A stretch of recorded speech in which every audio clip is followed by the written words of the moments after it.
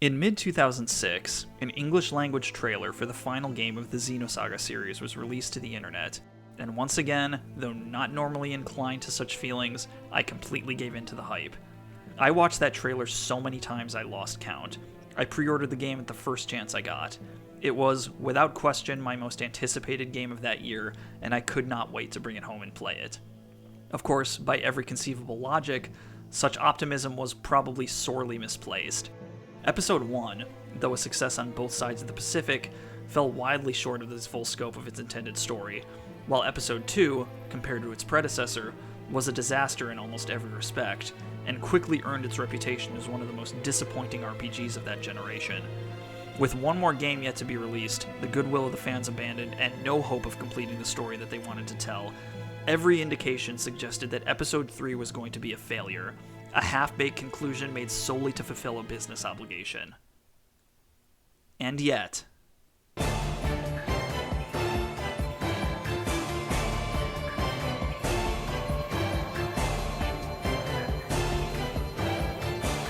Xenosaga Episode III is a game that manages to triumph over every obstacle set in its way. It's a game that's considered, by those who've played it, to not only be the best in the Xenosaga series, but among the best on the PS2. Personally, I don't know if I could ever consider it my favorite. My nostalgia for Episode 1 is admittedly too strong, but I will never disagree with anyone who chooses to make that argument. By every conceivable metric, Episode 3 improves on its predecessor, and for a game with the unenviable task of prematurely concluding the Xenosaga series, it manages to not only stick the landing, but to provide an ending so emotionally moving that it almost makes the series' previous missteps feel inconsequential in retrospect. In this video, I want to explore how that happened, why Xenosaga 3 is such a triumph.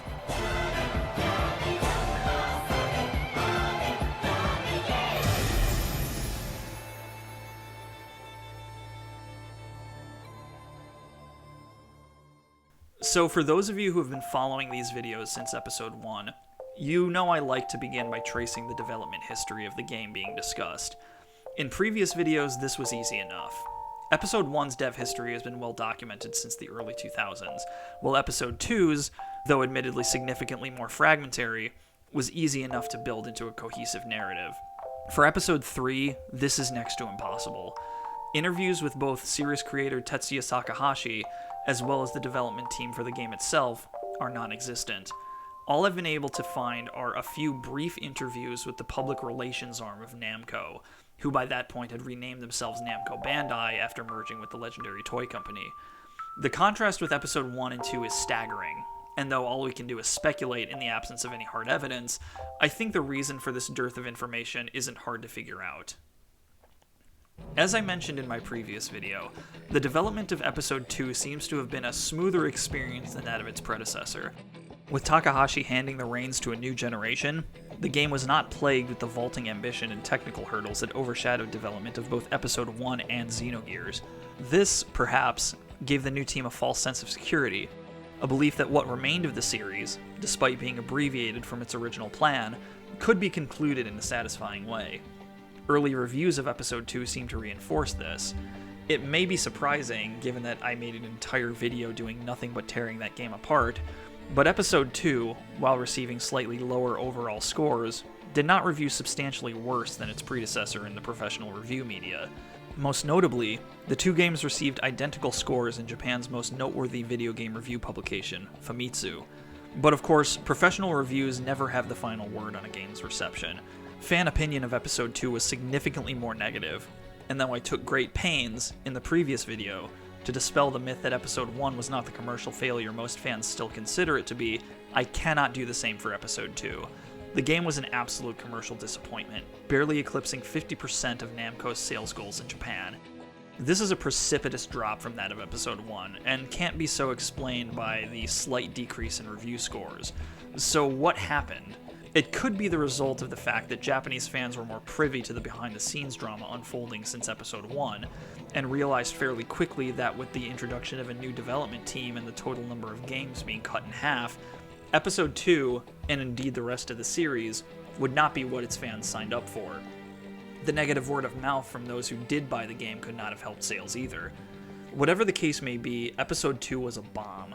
with Episode 1 released as a fragment because of its own developmental woes, and now Episode 2 quickly becoming one of the most infamous RPGs on the PS2, morale at Monolith Soft must have been near non-existent, and I'm sure nobody was in the mood to put on a happy face for the press and try to convince them that everything was going well. But even in that aura of dejection, one could find glimpses of hope. In an interview with IGN released less than a month before Episode 3's US launch, Namco Bandai asserted, "By all means, we took the fans' requests into consideration. The changes are also a reflection of what the creators thought was best for the series. In Episode 3 this time, the result was something very close to what we believe to be the original ideal." This confidence about being closer to the original ideal was no empty phrase, because at some point, Tetsuya Takahashi rejoined the development team. Now, don't misunderstand that statement. He did not have the extensive directing and writing responsibilities he had for Episode 1, but if one compares his credits on Episode 2 to that of Episode 3, it's clear that his involvement between the two games increased several-fold. Episode 2 saw him credited as only original author and supervisor. Original author probably being a formality, given that the series came from his head, while supervisor reflected his role of giving assistance to the new development team if they requested it. With Episode 3, his credits become author, music coordinator, and supervisor of scenario and database. Not only does this reflect a more hands-on role in the composition of the story, but we see his involvement spilling out into areas like music, which he wasn't involved in even when Episode 1 was made. To me, this seems like the first manifestation of the development structure Monolith Soft's been using for the Xenoblade series, where Takahashi acts as executive director overseeing the project while a number of other directors work under him in the trenches. The big question is how and why Takahashi took up these expanded responsibilities. If you recall on my video in Episode 2, not only did he leave the Xenosaga project, he left to such a degree that he wasn't in a position to appoint any of the new creative staff, and appeared to be in such a negative headspace that he seemed relieved to wash his hands of any involvement. Unfortunately, I've never found a single interview where he discusses the making of Episode 3, so again, the best I can do is guess. Perhaps he found a new development structure that was more suited to his needs, but perhaps he simply couldn't stand to see the series end on such a low note. Perhaps he looked back on all he had done to get the series made, leave Square, start his own company, and convinced himself that he'd put too much into it to not at least attempt to give Xenosaga a proper ending. There seems to be something to that last point. Though the series would only encompass one story arc out of a planned 3, and though one final game was never going to be enough time to flesh out the rest of the story as he might have wanted, Monolith Soft seems to have been driven to get out as much of that originally planned story as possible. Because in between Episodes 2 and 3, 3 supplemental stories were released to fill in some of those gaps, and I want to start by briefly looking at these stories. The most ambitious of the 3 was Xenosaga I and II for the Nintendo DS. Released in March of 2006, the game is a retelling of the series' first 2 episodes. Takahashi was the overall supervisor of the project and helped craft the script alongside Yuichiro Takeda, the chief scriptwriter for the Xenosaga anime series.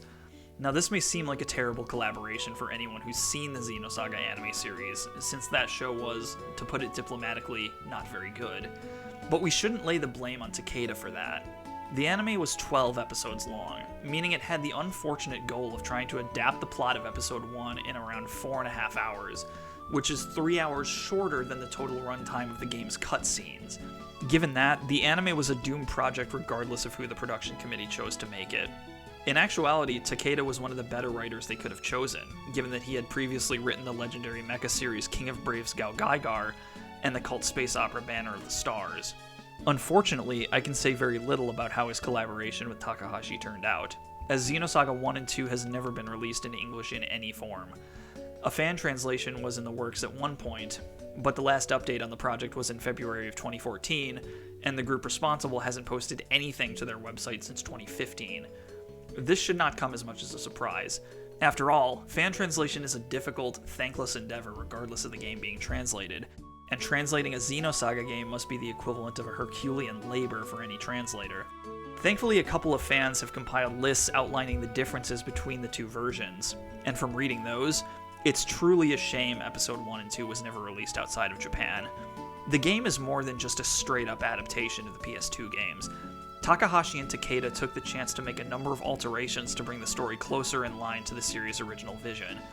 The changes made to Episode 1 were minimal, although it does introduce certain characters and organizations, including the Immigrant Fleet and the Salvatore faction, much earlier in the story. The changes to Episode 2, on the other hand, were far more extensive. It ultimately amounted to a completely different version of the game, and just from looking at the outlines, it's obvious the developers knew exactly what they needed to change. To give a few examples, remember that horrible car chase sequence when your party is on Second Miltia? That's gone. And Orgula, who I described as the worst character in the entire series, she's gone too. And those are just two of the most obvious. It makes me think that, had the game been given a wider release, Xenosaga Episode 1 and 2 could have gone on to be the definitive version of the story. Hopefully, someday, someone will finish the fan translation to give us English speakers a chance to play it. But in the meantime, in the video description, you'll find a link to the outline of changes so you can at least read about them as I did. The second supplemental story was Xenosaga Pied Piper, released for the Japanese Vodafone Live service in July of 2004. So, obviously, because this is a mobile game, released in 2004 exclusively for Japanese cell phones, I can't say anything about how it plays. Thankfully, unlike the DS game, the script of Pied Piper has been completely translated, so at the very least, I can talk about the story. Pied Piper is a prequel, set 100 years before the beginning of Episode 1, and centers around Ziggy and his former life as a Federation police officer on the planet Abraxas, specifically focusing on the incident leading to the deaths of his wife and son at the hands of the UMN terrorist Voyager. Voyager, as you know, is the Black Testament who made his grand entrance at the end of Episode 2, blowing Ziggy to pieces before completely disappearing, with that encounter not being mentioned again for the rest of the game. Oh my god, Episode 2 is a mess. Anyway, Ziggy's relationship with Voyager is one of the most defining aspects of his character, and that story was, at one point, planned to be told within the confines of the main series, having been briefly foreshadowed in this cryptic scene from Episode 1. Unfortunately, with the changes to the development team and the cuts to the story, that obviously didn't happen. Thank God, then, that Pied Piper exists, because not only does it give us that story, but it's also just a phenomenal read in its own right. Kaori Tanaka herself wrote the script for the game. I have no idea how this came about. The only time she's ever mentioned it is on her FAQ, which says she rewrote the script free of charge. Whatever the circumstance, I'm just glad that it happened. At its core, Pied Piper is a compelling sci-fi mystery thriller, and features world building several degrees of magnitude greater than anything we saw in Episode 2. I think it's hilarious that a game released for a flip phone did a better job of introducing core components of Xenosaga's universe, like the Immigrant Fleet, than Episode 2, but it absolutely did. If you're at all interested in the series world building, Pied Piper is a must-read. Its descriptions of UMN addiction, as well as the repeated, tragic failures of the Galaxy Federation and Immigrant Fleet to understand one another, are not only indispensable facets of Xenosaga lore, but have obvious real-world parallels that make it that much more powerful. I'm admittedly being purposefully vague because I'm assuming a lot of you haven't had the chance to read it yet. I'll put a link in the video description if you're interested. It should only take a couple of hours to read, and trust me, it is absolutely worth it. The third and final supplemental story is Xenosaga A Missing Year, a 6-episode flash animation meant to bridge the gap between Episodes 2 and 3. The story concerns a rise in incidents of so-called Gnosis terrorism, targeted Gnosis attacks that seem to be orchestrated by an as-yet unknown figure. Jin, and later Shion, begin to investigate this Gnosis terrorism, and it's ultimately revealed that Vector, the UTIC organization, and Shion's own father were all in different ways partially responsible for the incidents. A Missing Year is, ultimately, nowhere near as good as Pied Piper. The tone and pace of the story felt a lot like it was made solely for exposition, as opposed to being able to stand on its own. It's also, arguably, the least essential of the supplements. Episode 3 provides the player with a history of the Gnosis terrorism after completing its tutorial dungeon. A Missing Year does go into more depth, but that isn't enough for me to want to rewatch them. Every time I've tried, I've felt the experience to be a slog. This is not to say the story itself isn't interesting, because I definitely think it is. It just comes down to execution, and it was executed in a very ho-hum, just get it out the door kind of way. I would still recommend watching it once if you haven't seen it yet, but after that it might just be easier to read a synopsis, or just read the entries in the Episode 3 database. Of course, I'll provide a link to the episode so everyone can check them out for themselves. So those are the 3 supplemental stories. A mixed bag, but one with significantly more hits than misses. These sorts of supplements are usually really hard to defend, as anyone who's watched the Matrix films or played Final Fantasy XV will tell you, because what they usually mean is that the core story was planned to have these enormous gaps built into it. I give Xenosaga a pass on this. The series approached its supplementary material not as a deliberate choice, as Final Fantasy XV and the Matrix did, but out of necessity. Had the series not fallen victim to its myriad of developmental issues, that material would most certainly have been incorporated into the main games. As I mentioned above, this was certainly supposed to have happened with the story of Pied Piper, and it's not outside the realm of possibility that the final product was drawn from Takahashi and Tanaka's original, discarded script from Episode II. Though what we have is far from ideal, I think we're better for having them released in the form they are than not at all. Alright, that's all I have to say about the supplements. We've waited long enough. Let's start actually talking about Episode 3 itself. I mentioned at the very beginning of the video that Episode 3 is an improvement over Episode 2 in just about every conceivable metric. And honestly, the easiest way to start talking about the game is to just go over those improvements one by one. First, the graphics. Episode 2 was admittedly a pretty good looking game, but was held back by character designs that, as I said in the previous video, pole vaulted straight over the uncanny valley.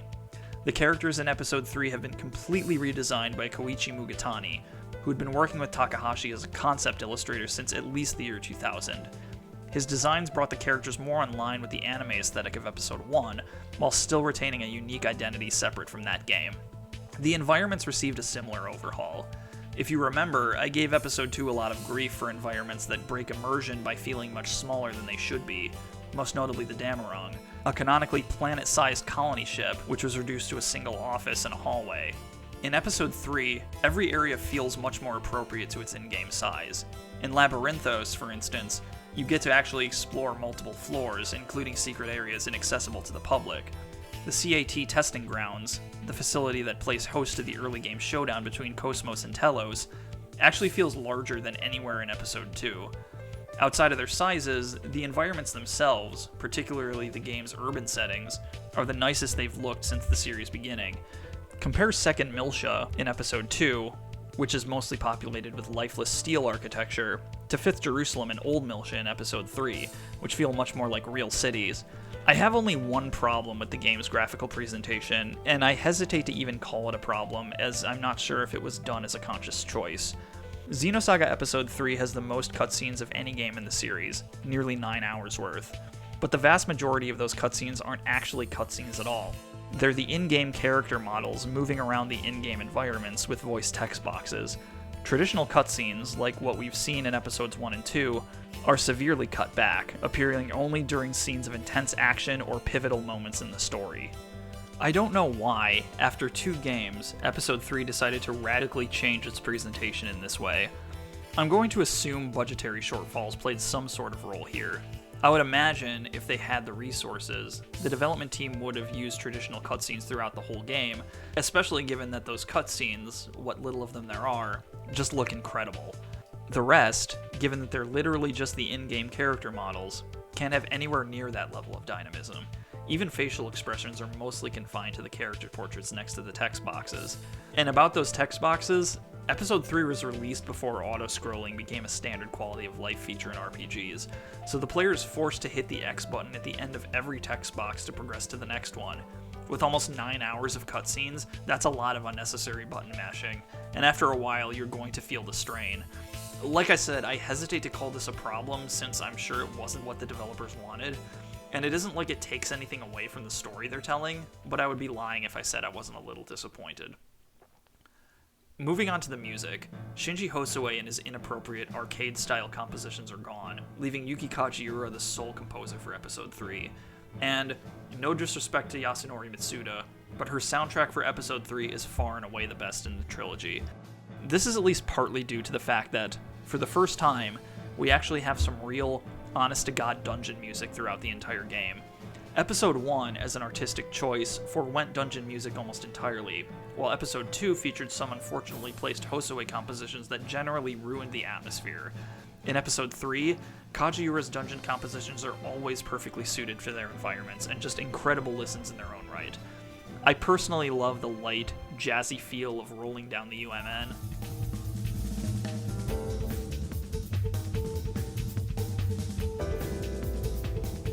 as well as in a limestone cave, whose haunting soundscapes are perfect for exploring the mysterious land of Rennes-le-Château.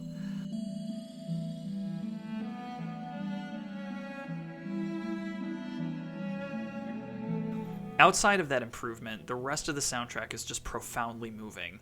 Xenosaga Episode III is, for reasons I'll go into a little later on, one of the most emotionally powerful RPGs I've ever played, and it's appropriate that a story weighed down by one universe-shattering tragedy after another features music that is, for the most part, heart-wrenchingly sad. Just the title of the first piece, a prelude to the tragedy, prepares you perfectly for what's ahead, and the song does a phenomenal job of setting up the game's tone with its perfect balance of beauty and forlorn. There are a number of songs that still make me tear up every time I hear them, chief among them the 3 variations of Hepatica, The Harsh Truth, and the ending theme, Maybe Tomorrow. Kajiura is rightly considered one of the all-time greats in anime and video game composition, and her soundtrack for Episode 3 is arguably her best work, and is inarguably one of the most emotionally powerful soundtracks I've ever heard in any video game. Now let's talk about side quests. Admittedly, Xenosaga Episode III is a game that needs to focus as much time on its main story as possible, and for that reason, side quests are not super extensive. That isn't a problem though, because the ones we do get are all very satisfying. Of course, segment addresses and the Robot Academy both make a return, since this is a Xenosaga game after all, while the largest new piece of content comes with a puzzle game called Hackox. Basically, Hackox is a series of maze puzzles, where you have to get a set number of characters to exit while manipulating a series of colored blocks mapped to the face buttons. This sounds simple, and in the beginning it definitely is, but it becomes exponentially harder as you progress. The stages become much larger, often featuring multiple levels that are difficult if not impossible to see in their entirety. At times you're not even given enough characters to clear the point threshold needed to pass the stage. In order to win, then, you'll have to execute a combo by having more than one character reach the exit at the exact same time. You'll often have up to 4 characters on screen at once that all require managing. That's a lot to keep track of, and later stages can be punishingly difficult, but it's definitely a fun time. It's also not overwhelming in terms of content and time commitments. Hackox consists of 6 worlds of 10 stages each, and each world is locked until you reach a specific point in the main game. Keeping up with each world as soon as it's unlocked is not a major ask in terms of time, and the rewards you get for completing the worlds make that time investment worth it. They range from a segment address decoder, skill upgrades, rare accessories, and even Junior's final weapon. It's definitely worth a try, if only to hear the voice actors totally ham it up when their characters fall to their deaths. Whoops, well, we start with enough, so that's good. Aside from Hackox, there's a bonus dungeon in the form of the Arcadian Resource Dungeon, a bonus boss in the form of Omega Id, and a number of smaller quests that can be found while exploring 5th Jerusalem and Old Milsha. My one complaint with those small quests, though, is they're very easy to miss, since the game gives you no indication of who you need to talk to in order to start them. I recommend consulting a guide if you're interested. Outside of that minor complaint, I have very little else bad to say about them. They're far and away more satisfying than Episode 2's lame GS campaign. Now, everyone who's seen my video on Episode 2 knows how I feel about that game's battle system. I believe I called it my least favorite battle system out of any RPG I've ever played, and I still stand by that 100%. So Episode 3 had its work cut out for it when it comes to improving that system, and you'll be relieved to hear that they ended up doing a phenomenal job. First of all, the encounter issues from Episode 2 have been completely fixed. Enemy speeds have been toned way down so they can be easily avoided if the player desires, and it's no longer impossible to utilize traps. In fact, instead of finding traps on the map, you place them yourself, allowing you to trap theoretically any enemy in the game as opposed to those who just happen to be placed near one. Once you're in combat, the turn order bar, ether, and boost, all staples since Episode 1, make their return. But aside from that, the system has almost been completely redesigned. In some ways, it's the most streamlined of the whole series, in that this is the first game that features a standard attack command instead of mapping multiple attacks to the triangle and square buttons. I did say in my Episode 1 video that I enjoy games that feature something a bit more complex than just press X to attack, but Episode 3 gets a pass. For one, Episode 2's system was such a mess that a return to something more basic was a welcome change, and furthermore, the player is given a number of additional options outside of the standard attack command to give it some additional complexity. Tech attacks are more powerful physical moves that also hit the enemy with an additional handicap, like an elemental affinity or break damage. Think of them like physical skills from the Megami Tensei games, only you don't have to sacrifice your health to use them. You also have special attacks, which are kind of like tech attacks, but even more powerful. They cost boost instead of ether, and killing an enemy with a special attack unleashes a finish strike, which gives your party a 50% bonus in experience, skill, and money earned. And yes, I did say money, and that means shops are back, and I'll get to that in a bit, don't worry. Anyway, you may have noticed that I mentioned break a little earlier, and given that the break system was the primary reason why Episode 2's combat system was such a nightmare, this may strike fear in the hearts of anyone who's actually played that game. The good news is that the only thing the two systems have in common is the name. In Episode 3, every enemy has a break bar that gradually fills as you deal damage. You can also fill it faster by using tech and special attacks called break attacks. Once you fill the bar, the enemy is broken. Not only are they more vulnerable to damage, they're also unable to act for up to 2 turns. This is very similar to the system The Legend of Heroes Trails of Cold Steel 3 and 4 use, right down to the name, and I'm convinced that Nihon Falcom must have borrowed directly from its most distinguished alumnus. In any case, this is infinitely better than Episode 2. Breaking is no longer essential to win, but it does provide your party with a noticeable advantage if you decide to take advantage of it. Plus, it requires you to pay more attention to the status of your characters, as they all have break bars too, and the enemies will exploit them. Overall, it's safe to say that this combat system is a massive improvement over what came before. In fact, it's probably my favorite of the whole series. I love everything about it, and it's frankly incredible that Monolith Soft was able to design one of the most satisfying RPG battle systems just 2 years after designing one of the worst.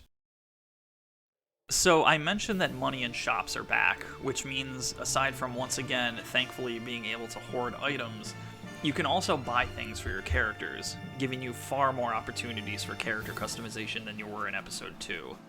Though it's not quite as extensive as it was in Episode 1, that doesn't bother me, as I think it strikes a perfect balance between complexity and accessibility. I'm going to start with the skill systems first. Each character now has their own skill tree, each of which branches off into 2 paths, focusing on specific attributes. Each node on the tree contains 4 skills, which range from stat increases to new ethers or tech attacks. Learning all 4 skills in a node unlocks the subsequent node. You can try to progress down both branches if you want, but it's better to focus on one, so you can eventually unlock the path's master skill, which are usually borderline game-breaking.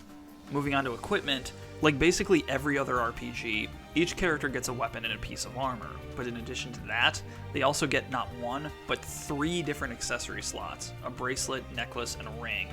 Mech equipment is equally diverse. As in Episode 1, you can upgrade their frames and engines, and can equip a multitude of different weapons that vary in strength and attack type. Mechs now also have their own accessories in the form of discs that can provide a number of boons from status guards to increasing HP when charging. And since I brought up mechs, now's a good time to talk about Episode 3's completely new mech battle system. While Episode 2's wasn't all that bad, it also can't compete with what we've been given in Episode 3.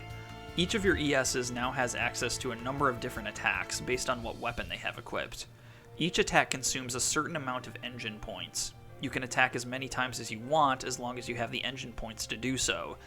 Attacking fills up your Anima gauge, and once that gauge is full, you can activate what's called an Anima Awakening. This is a power-up state that not only lowers the engine points your attacks use, but also gives you access to special attacks. And similar to a normal battle, defeating an enemy with a special attack gives you a finish strike bonus. And in this game, your mechs aren't given their own levels, meaning every experience point you earn goes straight to your party members. Actually, it's really easy to grind using ESs in this game, since every party member participating in battle gets full EXP, and in your ESs, it's possible to have 6 characters on the field at any one time. And even characters who aren't on the front lines still get experience, just slightly less than those who did the fighting. So if you need a late game level boost, by all means go to an ES dungeon and fight until you're done. So I think you get the picture. Not only is Episode 3 an improvement over its predecessor, but it may be the most noticeably improved sequel to any video game I've ever played. And the amazing thing is the development teams between the 2 games remain largely unchanged. Ko Arai is still the director. Norihiko Yonesaka is still in charge of the writing. Even the battle systems, as polarized in quality as they are, were designed by the exact same guy, Katsutoshi Yamamoto. The fact that they improved so much so quickly feels like a miracle. Was it because Takahashi moved back to play more of a hands-on role? Was it because Episode 2 was in so many ways a baptism by fire? It could be either or both, but in the end it doesn't matter. The final product is what's important, and the final product is a triumph. But perhaps the most remarkable thing about the game's improvement is that it somehow extended to its localization. Cup of Tea was once again put in charge of the English dub, and for the overwhelming majority of characters, the actors remain the same as they were in Episode 2. There are a couple exceptions to this. Kanan's VA from Episode 2, Bang Spees, did not return, which I was fine with. His performance in that game was dull as dishwater. Replacing him was Spike Spiegel himself, Steve Bloom, and I can listen to Steve Bloom read just about anything and love it, so it goes without saying that this is a major improvement. But this is just a drop in the bucket compared to the other big change, because neither Olivia Hack nor Colleen O'Shaughnessy reprised their roles as Shion or Cosmos. Replacing them were their VAs from Episode 1, Leah Sargent and Bridget Hoffman, and you don't need me to tell you that this makes an immeasurable difference to the game's presentation, especially that both characters have a much more pivotal role in Episode 3. Aside from those major improvements, everyone in the cast seems noticeably more comfortable and emotive in their roles than they were in Episode 2. The monotony that so painfully characterized the tone of that dub is nowhere to be found here. I still wouldn't rank it above the dub of Episode 1, but again, comparing anything to the work of the greatest dub studio in history is admittedly unfair. As you can see, so far I've had almost nothing but praise for Episode 3, but we've mostly stuck to areas of gameplay and presentation, and any Xenosaga game is going to live or die depending on the quality of its story. And this is where things get a bit more complicated. As mentioned in the introduction, Episode 3 had the unenviable goal of not only bringing the series to a premature end, but doing it in a way that fixes the narrative missteps made by Episode 2. And I'll just tell you now, that's way too much to ask of just one game. One of the many reasons why I hold Episode 2 in such low esteem is because some of its narrative choices were so egregious that fixing them would be next to impossible. Given those challenges, though, Episode 3 still did a remarkable job, especially with its ending, which I'll come to in a minute. I'll start by saying that the game's first disc is paced just about perfectly. The tutorial dungeon, short as it may be, does a phenomenal job of introducing the new gameplay mechanics as well as Shion's new role as a covert operative for the anti-UMN group Scientia. It's also just a breezy, fun way to start the game before the plot gets super heavy, and it doesn't take long for that heaviness to set in. The Elsa finds herself stranded on Rennes-le-Château, an enigmatic floating landmass that's supposedly a fragment of lost Jerusalem. Only Cosmos has the requisite strength to break through the barrier separating Rennes-le-Château from normal space, but as it turns out, she's scheduled to be scrapped and replaced by Telos, a second anti-Gnosis battle android that looks strikingly similar to Cosmos, but whose origins are completely unknown outside the most shadowy figures in the Galaxy Federation. So the party needs to break into a top-secret research facility on 5th Jerusalem and rescue Cosmos, even if that means making an enemy of the Federation in the process. This is Xenosaga at its best. The way it balances world building, character interaction, and cinematic tension is just masterful here. And that mastery continues as your party finds itself on Rennes-le-Château, and soon after is seemingly transported back in time to Old Miltia immediately before the climax of the Miltian conflict. This is the third time you've gotten to play through the Miltian conflict in the series, but it's the first time that you get to play through the entirety of that conflict in any great detail. And finally, you get to see how characters like Virgil, Margulis, and even Shion herself were impacted by the events. Shion's the most significant figure here. For having spent upwards of 3 games trying to avoid her past, she's now forced to confront it directly, and the results are, to say the least, not pretty. This is almost uniformly great throughout, though I will admit that partway through I began to feel things drag a bit, and now I'm starting to get a better understanding of that Xeno series' second disc curse I mentioned in the last video. As a refresher, I put forth the idea that just as every odd-numbered Star Trek movie is seemingly cursed to be bad, if a Xeno game has a second disc, that second disc is going to have problems. I'm seeing now that a big reason for those problems seem to come from pacing. The first disc tends to take it slow and completely immerse you in the world, so the second disc is forced to tell way too much of its story in way too little time. Xenosaga Episode 3 is no exception to this. For instance, I enjoy the Dabri Mines and getting to meet Mai and Aizen Magus, but at the same time, you could have cut it from the game completely without impacting the story one bit. And if it was cut, Would Monolith Soft have been able to tell the story of Disc 2 in a more complete fashion? I don't know, and somehow I doubt it, but whenever I replay that section of the game, that thought's always there. And since I've brought it up, I guess now is the time to jump into the game's second disc. As great as it is, Episode 3 does not avoid the Disc 2 curse. I will argue, though, that of all the games in the Xeno series, Episode 3 remains the most unscathed. Xenogears not only had to tell its story in Cliff's Notes form, but completely retool its gameplay just to make sure everything would fit onto its second disc. Episode 2's second disc was weighed down by its own ineptitude and baffling directorial decisions. Episode 3 features none of those problems. The second disc is identical to how the first plays, but at the same time, there are definitely signs of strain. Earlier I described the second disc of any Xeno game as something that's forced to tell way too much of the story in way too little time. That kind of describes Episode 3 as a whole, so it was inevitable that its second disc was going to succumb to pacing problems. Take the transition between the disc's first two dungeons, for instance. After you finish exploring the Merkaba, the Durandal is invaded. You don't see this coming, and you don't have time to react. You just kind of have to fly there and liberate it. That kind of don't react, keep it moving tone is present throughout the entire disc, and unfortunately, in some cases, that sense of hurry causes the game to make choices that I sincerely believe were mistakes on the part of the developers. I'm specifically referring to the role of Sellers here. Sellers is a character who's been in every game in the series thus far, mostly in brief, enigmatic cameos, and it's only in Episode 3 that we get a close look at who he is, and it turns out he's basically the Xenosaga universe's answer to Revolver Ocelot. Your party confronts him at the center of the Merkaba, and after that confrontation, he completely disappears. He doesn't die, he's technically still not finished following through with his plans, but he's never seen again. In fact, the game never even mentions him again, not a single time. This is a very weird oversight. The series, and this game especially, has always gone out of its way to ensure that every character receives some sort of closure, so the notion that it would straight up forget about Sellers makes me think that it must have been a mistake brought about by a rush schedule. Thankfully, Sellers is the most extreme example of this.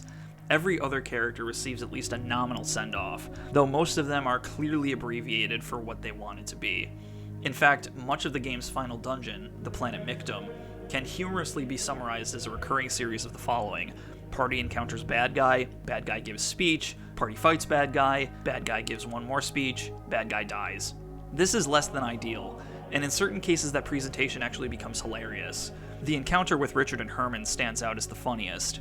Richard and Hermann, I argue, are the two characters that most suffered from the ineptitude of Episode 2. Reading their entries in the database make them sound like they could have been interesting, especially Hermann, who apparently served with Captain Matthews when he was in the Federation military. Unfortunately, the two are criminally mishandled in Episode 2. They are given nothing resembling an introduction, and only appear to any significant degree in the two worst parts of the game, the car chase on Second Miltia and the Ormus stronghold. This is only a theory, but I'm fully convinced that the development team must have realized how badly they screwed them up, and so didn't even attempt to give them a farewell in Episode 3.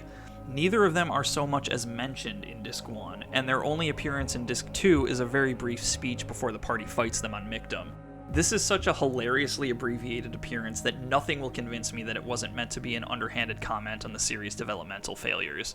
The other characters receive much more elaborate send-offs, though it's kind of disappointing that even those who have appeared in all three games are consigned to goodbyes that were clearly meant to be something more. Pellegri and Margulis, villains who we've followed since the opening act of Episode 1, suffer the most from this, Pellegri more so than Margulis. I've always felt that Pellegri was deliberately kept at arm's length from the audience. Her introduction, where she argues with Margulis about the sheer cruelty of sacrificing a planet of 1.5 billion innocent people for the sake of an experiment, suggests that she's going to be something more than a simple rank-and-file member of Ormus, but that never really happens. I think the amount of time she was kept at arm's length actively hurt her development. I'm sure had the series progressed as it was meant to, she would have opened up to the audience more naturally, but with the abbreviated ending and Episode 2 being what it was, there was no way for that to happen. So much of her character, especially the revelation that she and Jin were at one point romantically linked, was introduced so suddenly, with such little warning, that it didn't leave much of an impact. Margulis fares a bit better, given that we followed his character arc more closely. His uncompromising zealotry towards the Ormus cause made him a favorite villain from the start.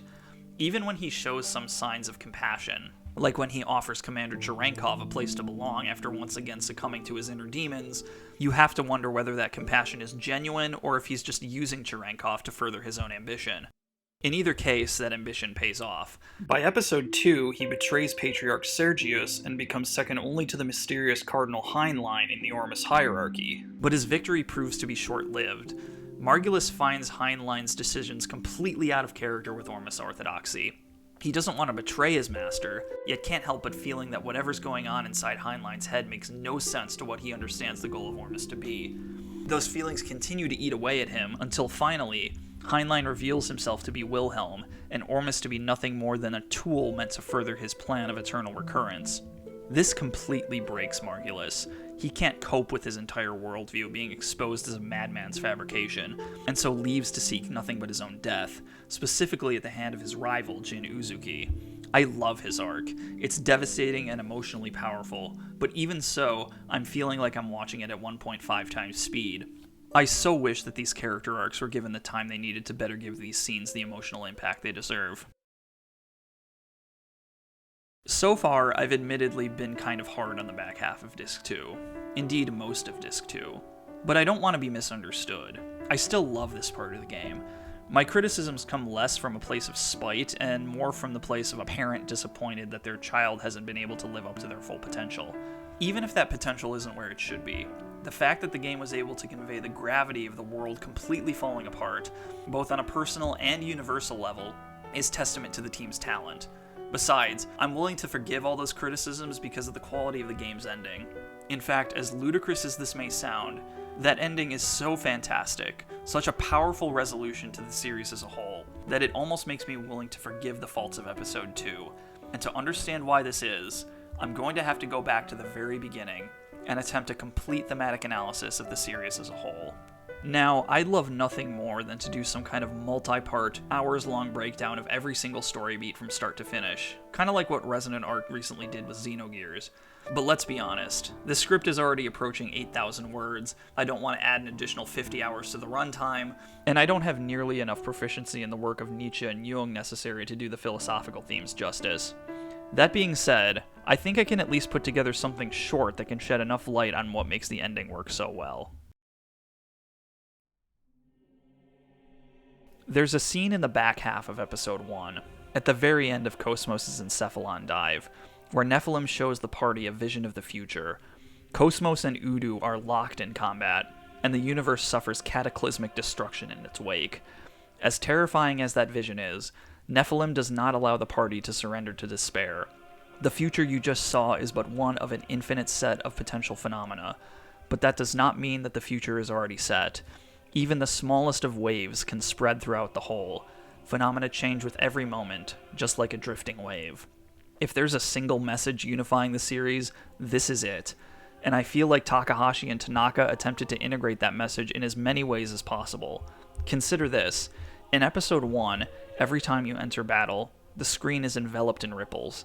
This directly mirrors what happens in Xenogears, where every battle begins with the screen shattering, emphasizing, as Resonant Arc so wonderfully illustrated, that game's theme of becoming whole. We're shown how literally true Nephilim's words are in the very first scene in the series. Dr. Masuda, a character who's so insignificant that we aren't even given his first name, creates perhaps the universe's most enormous wave by activating the Zohar, thereby indirectly setting in motion the rest of the plot. But by the time the series' story proper sets in, it becomes harder and harder to believe that any wave, no matter how big, can spread throughout the whole. Every RPG you play is going to be set in a massive world. The word epic is thrown around so much that it's basically the default state of being any game needs to aspire to. Even so, the world of Xenosaga puts most others in the genre to shame. This is a series whose lore extends back to the Big Bang, whose world comprises a universe-spanning federation of over 500,000 planets, whose largest corporation is the equivalent if you were to take every big tech company, pharmaceutical firm, and shady defense contractor in the world, merge them, and raise that merged company to the power of 10. Living in such a world, it's impossible to imagine anyone could have the power to create any sort of wave, and this is the default state of mind for every character in the series. In fact, one can easily make the argument that the dividing line between hero and villain here is how each character responds to that circumstance. The heroes escape it, the villains don't. The whole notion of Wilhelm's master plan, eternal recurrence, is the ultimate negation of Nephilim's words. There is no possible way to change the future, so instead of doing anything to try, the only thing we can do is reset the world to zero over and over and over ad infinitum. I could seriously look at every major character in relation to this theme if I wanted to, but in the interest of time, I'm going to focus on just one, the series protagonist, Shion Uzuki. Shion is, to put it mildly, a divisive character. Many who have finished the series describe her as whiny, obnoxious, even a bitch, with her unsavory character traits growing more and more insufferable as the series progresses. Personally, I've always felt these criticisms to be unfair. Yes, she's certainly different from the other female RPG protagonists of note. She's no Lightning Farron, and she's no Tara Branford. But that's actually the reason why she works so well for me. For despite being this world-class scientist working for the largest multinational corporation in the history of the universe, Shion is human, all too human. A woman who's gone through several lifetimes worth of trauma and not doing anywhere near a good enough job at keeping her mental health in order. To just focus on what we're told in the earliest scenes of the game, she lost most of her family in the Milshin conflict, and 12 years later lost Kevin, the love of her life, when Cosmos went insane during a startup experiment. While nobody in the universe could handle those traumas well, Shion doesn't even attempt to try, and everyone around her knows it. It was only in my most recent playthrough that I really noticed how upfront Shion's coworkers were about her personal problems. Though everyone in Vector's first R&D division has been working their asses off to get the new version of Cosmos active, Shion won't let them. The most she'll allow is conducting encephalon dives in order to acquire virtual data. If you speak to any of her coworkers after the game's tutorial dungeon, they won't hold back in complaining about this new status quo. But in retrospect, Shion's hesitation makes perfect sense. Reactivating Cosmos means risking another disaster on the scale that cost her Kevin's life 2 years ago. But it's not even just that. The Cosmos project is one of the only remaining connections Shion has with Kevin. Ending that project means having to move on, which means finally letting Kevin go. There's a lot going on in her head, and Shion's not going to admit any of it. Whenever anyone asks her if anything's wrong, she responds like clockwork with "it's nothing." So Shion is a profoundly broken woman who won't even put forth the minimum amount of effort to change her circumstances. This plays into the game's plot progression, or perhaps lack of one. Unlike other RPGs, where the protagonists generally take a more active role in their story, Xenosaga's plot tends to revolve around Shion, who is usually more passive and reactive. The Gnosis attack the Woglinde out of nowhere. Cosmos activates of her own accord, and is thereby ordered to second Miltia without Shion's awareness. Shion reacts to all this, certainly, but her reactions don't or can't change anything. In the case of Cosmos' orders to second Miltia, she can't unilaterally alter the protocol of the Zohar project. In the case of the Gnosis attack, she fights back, but that mostly stems from survival instinct. The alternative is death. It's telling that when Shion does make a more active choice, that choice is profoundly disturbing. Consider her actions in the escape pod. In order to convince Cosmos to bring her on board the Elsa, she threatens to open the emergency hatch and instantly kill both herself and Alan if Cosmos does nothing. Regardless of how successful it was, it's beyond screwed up. I mean, spare a thought for poor Alan, who probably just wants to file his paperwork and take a vacation, and who's now become an unwilling co-partner in Miss Vector's suicide cult.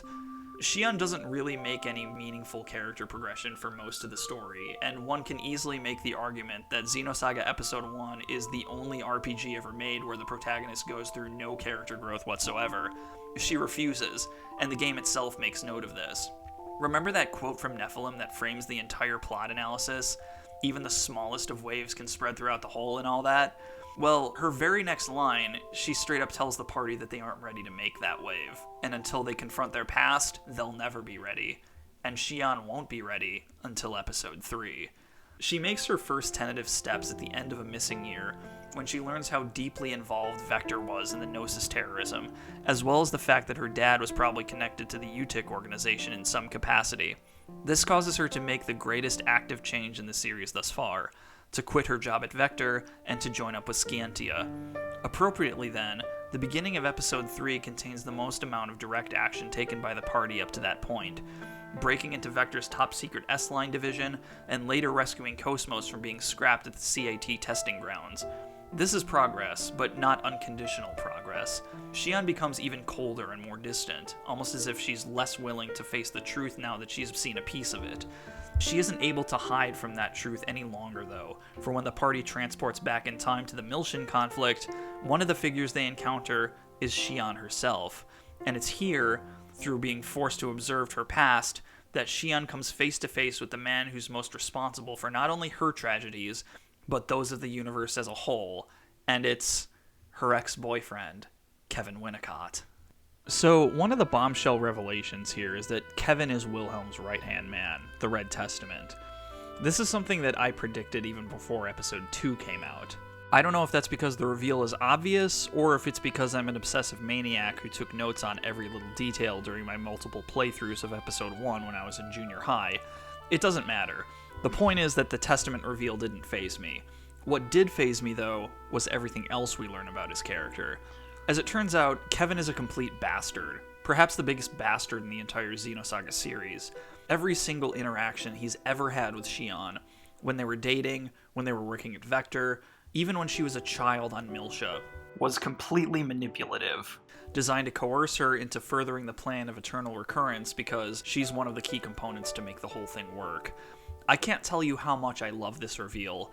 Usually I don't like these Palpatine's behind it all kind of plot twists because they generally seem forced and unrealistic. But this one doesn't, because it complements so well what we already know about Shion's mental state. With very, very few exceptions, every time we see Kevin is through Shion's perspective, thinking back on happier times when the two were dating. Though Kevin was present throughout her childhood on Milsha, it's telling that of the few flashbacks to that childhood we see before Episode 3, he factors in exactly none of them. She remembers her father, obviously, and she remembers Fabronia, so there's no way she wouldn't remember Kevin as well. Again, there must be some repression going on here. In the back of her mind, she may have understood that this man she loves so much may not be the angel she's made him out to be, but actively refuses to take that thought seriously. But when the Red Testament removes his mask, revealing himself to have been Kevin all along, Shion and the rest of her party can no longer avoid that possibility anymore. Naturally, the party is absolutely horrified at what they learn, but Kevin is quick to portray himself as less than a monster than he may seem. As he admits, part of why he's so devoted to the cause of eternal recurrence is for Shion herself. Shion, like her mother, has the ability to contact Udu, and this contact is slowly but surely killing her. Only by joining him can she be sure that she'll avoid that fate. Obviously, one can, and should, be suspicious of whether Kevin actually means anything by this, or if he's just using another form of manipulation. Personally, I've always seen Kevin as an analog to Rose from Metal Gear Solid 2, who is assigned to get close to Raiden as part of her mission, but genuinely fell in love with him later in spite of that. But even if that's true, Kevin is still a manipulative, abusive monster, and nobody in the party buys into the idea that he's actually a good guy. Nobody, that is, except Shion herself. Yes, even after all the horrifying revelations, even after learning that most of her life had been molded to suit Kevin's twisted designs, she doesn't care. On the contrary, she tries to join him. This seems to make no sense, but as Shion herself makes clear, her situation is so far gone that nobody except Kevin can do anything to help her. Not just in terms of saving her from Udu, but on a much deeper level. Shion's life has been filled with one unthinkable tragedy after another, and even if Kevin is ultimately responsible for most of those tragedies, the only time she's ever experienced anything resembling true happiness is when she was with him. Thankfully, she doesn't leave right away. The rest of her party outright stops her from doing so, but by the end of the second disc, she abandons her friends and returns to the arms of her abuser. This is the lowest point in the entire series. The Fellowship has broken, and it seems all but certain that Kevin and Wilhelm's plan to initiate eternal recurrence will succeed. And then, Alan steps forward. So, we haven't talked much about Alan thus far. He's a joke character. Admittedly a really good joke character, but one whose role in the series was never much more than giving the audience a well-deserved laugh. Though nominally second to Shion at Vector's first R&D division, he's the butt of the joke to every one of his coworkers, all of whom can't stop giving him shit about being totally unable to tell Shion how he feels about her. His most memorable quality seems to be his unmemorability. In the aftermath of the Gnosis attack on the Woglinde, the rest of Vector hadn't even realized that he'd gone missing. And let's not forget that he wore this swimsuit to the beach completely of his own accord. Suffice it to say, of all the characters who I would have guessed would stand up to Kevin, Alan would have been last on my list. But he does, in the most spectacular way possible. Not caring one bit that he's confronting one of the most powerful beings in the known universe, Alan completely tears apart Kevin's worldview, accusing him not only of using Shion as a tool for his own selfish ends, but of using his unfathomable power to do nothing more than run away like a coward. Of course, Kevin is unmoved, and with the snap of a finger he drives Alan to the brink of death. But though Kevin may be unmoved, Shion is, for it's only in seeing how far Alan is willing to go to protect her, to stand up to this cosmic bully and to fight for the future of the universe, that she realizes what a mistake she's made, and returns to the party for good. Shion's decision causes Kevin to question himself too, eventually deciding to turn on Wilhelm and stop him from causing eternal recurrence. I cannot put into words how much I love this. It shows how unbelievably good Takahashi and Tanaka are at playing the long game in their storytelling. Though I admitted Alan would have been the last person I would have expected to stand up to Kevin, looking back, he's really the only person who could have done it, and the series had been priming us for this moment since the very beginning. Alan is the purest embodiment of the notion of a small wave spreading throughout the whole. More than anyone else, he's almost painfully ordinary. He can't fight, he can't talk to the girl he likes, he can barely go a minute without making a fool of himself. And yet, none of that matters. What Alan has more than anything is a good heart that refuses to yield even under the most impossible circumstances, and in the end, that's all that matters. Though he didn't have the strength to fight with the rest of the party, it can be argued that without Alan, none of their fighting would have made a difference. The least among seeds has indeed become the greatest among herbs. So Wilhelm is dead, and eternal recurrence has been stopped. That means the world is saved, right?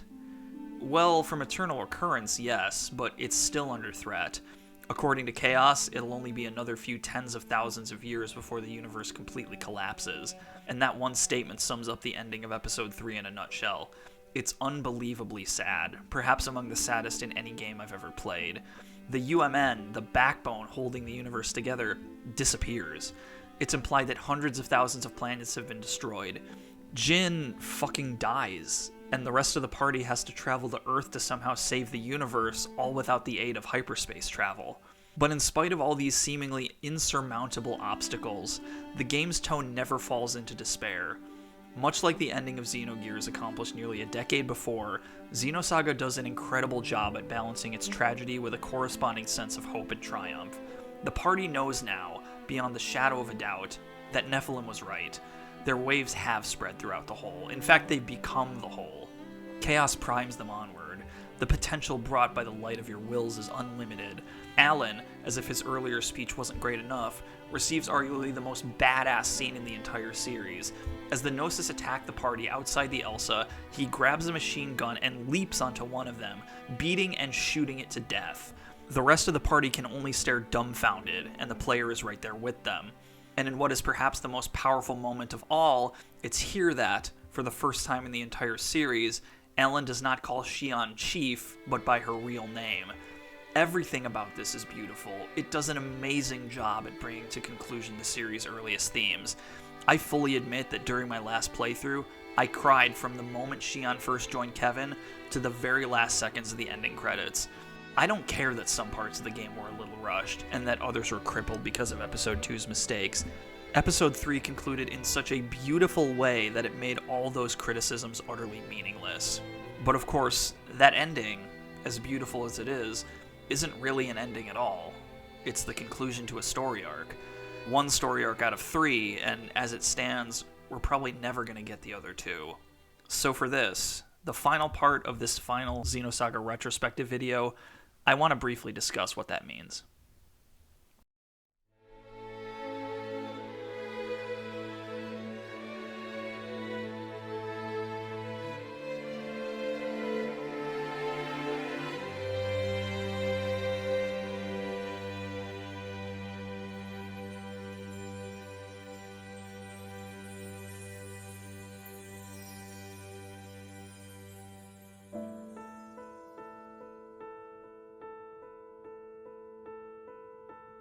Outside of the misconceptions concerning its sales, a lot of people, arguably including Takahashi himself, consider Xenosaga a failure because its story is unfinished.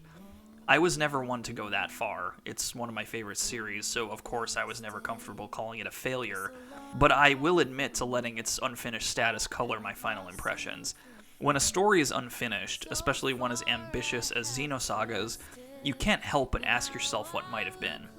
What if Takahashi had been a better manager on Episode 1? What if, instead of constantly trying to push for AAA graphical fidelity, Monolith Soft had taken an approach more like, say, Falcom's Trails series, with a more modest, stylized approach that might have allowed for them to release a new game every year or two? Would the next story arc be some kind of spiritual recreation of Xenogears, as the final scenes seem to suggest? And that's to say nothing of the numerous questions the game itself poses that, because of that premature ending, it cannot answer. Why is the universe fated to collapse in several thousand years?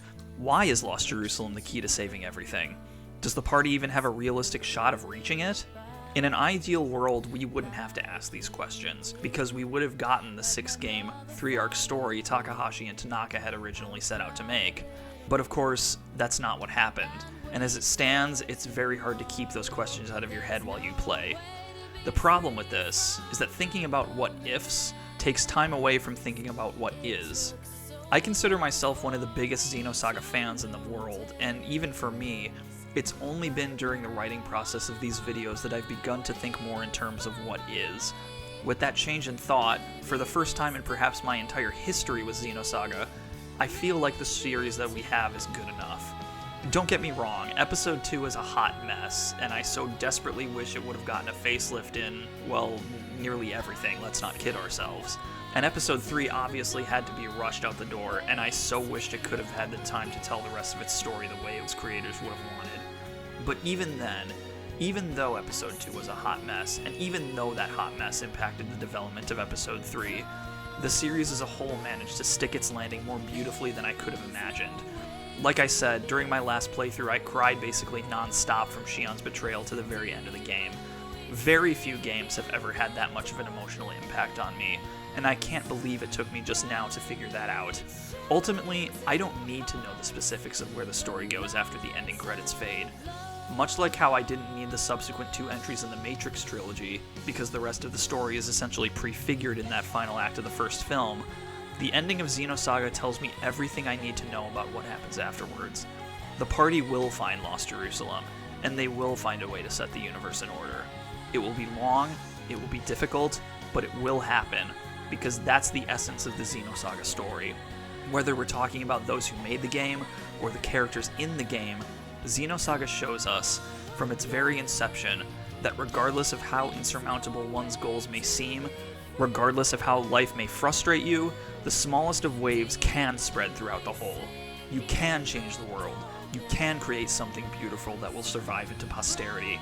I say again, Xenosaga is not the greatest game of all time. Far from it. But it doesn't have to be. What we have is good enough.